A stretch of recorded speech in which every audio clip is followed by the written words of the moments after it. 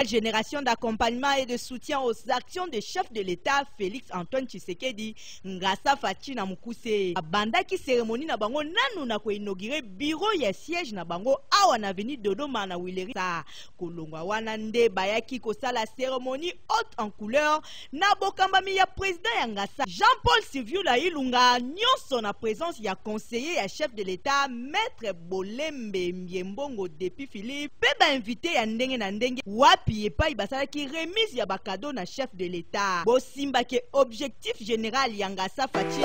ezali ya soutenir pe ko appuyer positivement intérêt ya ba bonne gouvernance pe ba action nyonso ya chef de l'État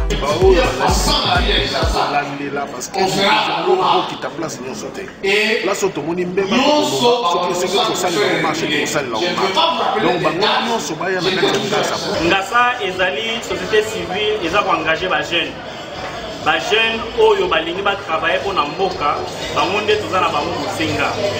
donc bientôt là lelo tozaki na manifestation ya sortie officielle tolakisa na RDC Mobimba tolakisa na Kinshasa ete Ngasa azali ko exister pe Ngasa abandi misala na ye na kati ya mboka